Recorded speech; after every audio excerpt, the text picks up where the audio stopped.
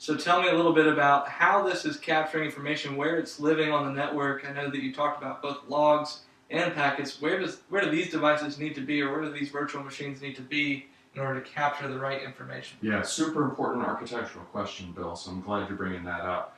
Thinking about the model here, the most important box out of the three that we've talked about is this decoder box. It is the workhorse of the solution, and depending upon whether it's a log dedicated decoder or a packet dedicated decoder, gives you the answer to that question.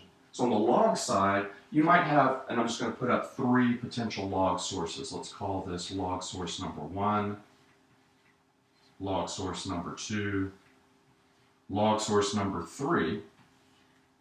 And depending upon where those logs are originating, you might be pointing from this log source number 3 through a protocol called syslog. That's a very common protocol we see in the legacy security information and event management, the SIEM space. That allows this log source to push the logs to a target, in this case the decoder.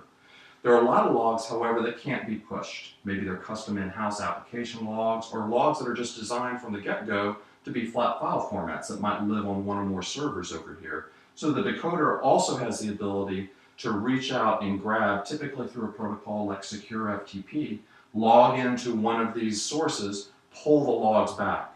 So the decoder capability can either passively receive the logs, or it can reach out to grab the logs and bring them in so that they can be processed. So where this decoder lives, if you're in a log-only environment, probably less important. If you know that you've got one or more log sources that tend to be a little more verbose than others, firewalls being a great example, we find them to be very chatty. Would it be helpful to physically house this decoder closer to that firewall? Depends on your bandwidth, but typically, yeah, that's one of the architectural questions we would help you figure out. So that's kind of the answer from a logs perspective. Packets are a little different. So if I have a packet source, let's say something like a switch or a firewall, the classic implementation for where you would put that decoder is virtually, you might have the information here from the switch or the firewall be accessible, and that's typically going to be done through either a span or a tap. Most of the customers that we have that have, on the packet side, followed this model, they're more interested, Bill, in paying attention to packets that are leaving the organization. So putting this decoder close, physically and or logically, to an outbound switch or an outbound firewall is typically what makes the most sense, because you want to have an easy way to connect this firewall, for example, through a span or a tap. But we do have some customers that are also using this technology to look at 100% exclusively internal traffic.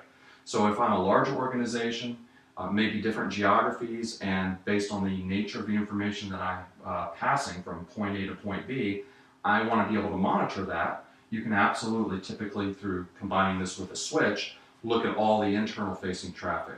So I want to throw that out there. The architecture is flexible enough to support that use case, but the vast majority of the customers I talk to are looking at outbound traffic. So thinking about, as you've asked, where this is physically going to sit, just think about where you would be able to draw a span or a tap, typically from an edge-facing network device, and that's probably the right answer. Great. Well, Ben, thank you so much for your time, and I know you've made me smarter as a result of some of the things you've helped us out with here. Hope the viewers got the same. Thank you for your time as well as a viewer, and I hope that you see the potential for security analytics to make your entire organization smarter as a security-focused organization. Thanks again, and thanks for joining us at Stalwart Academy, and we'll see you next time.